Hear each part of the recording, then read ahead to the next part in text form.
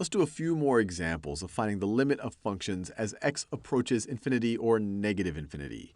So here I have this crazy function, 9x to the 7th minus 17x to the 6th plus 15 square roots of x, all of that over 3x to the 7th plus 1000x to the 5th minus log base 2 of x. So what's going to happen as x approaches infinity?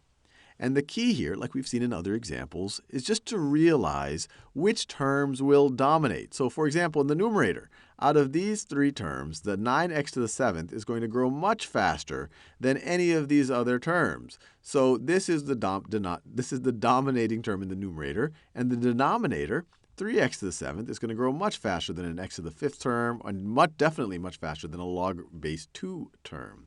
So at infinity, as we get closer and closer to infinity, this function is going to be roughly equal to 9x to the 7th over 3x to the 7th. And so we can say, especially since as we get larger and larger, as we get closer and closer to infinity, these two things are going to get closer and closer to each other. We can say this limit is going to be the same thing as this limit, which is going to be equal to the limit as x approaches infinity. Well, we can just cancel out the x to the 7th, so it's going to be 9/3, or just 3, which is just going to be 3. So that is our limit as x approaches infinity of all of this craziness. Now let's do the same with this function over here. Once again, crazy function. We're going to negative infinity, but the same principles apply. Which terms dominate as the absolute value of x get larger and larger and larger, as x gets larger in magnitude? Well, in the numerator, it's the 3x to the 3rd term. In the denominator, it's the 6x to the 4th term.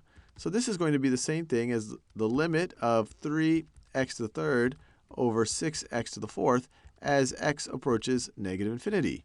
And if we simplify this, this is going to be equal to the limit as x approaches negative infinity of 1 over 2x.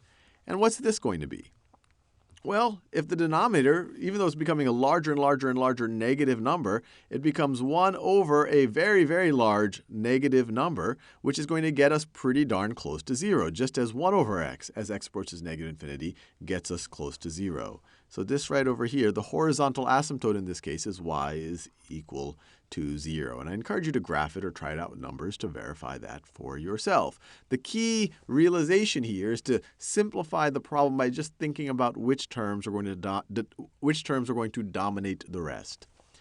Now let's think about this one. What is the limit of this crazy function as x approaches infinity? Well, once again, what are the dominating terms? In the numerator, it's 4x to the 4th. In the denominator, it's 250x to the 3rd. These are the highest degree terms. So this is going to be the same thing as the limit as x approaches infinity of 4x to the 4th over 250x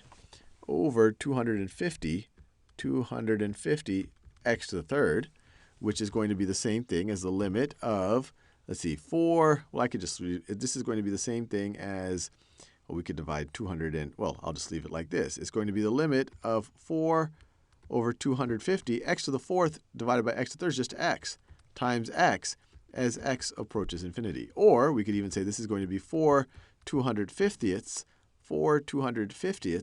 times the limit as x approaches infinity of x.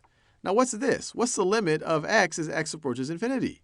Well, it's just going to keep growing forever. So this is just going to be, this right over here is just going to be infinity. Infinity times some number right over here is going to be infinity. So the limit as x approaches infinity of all of this, it's actually unbounded. It's infinity. And a kind of obvious way of seeing that right from the get-go is to realize that the numerator has a 4th degree term, while the highest degree term in the denominator is only a 3rd degree term. So the numerator is going to grow far faster than the denominator. So if the numerator is growing far faster than the denominator, you're going to approach infinity in this case. If the numerator is growing far slower than the denominator, if the denominator is growing far faster than the numerator, like this case, you are then approaching 0. So hopefully you find that a little bit useful.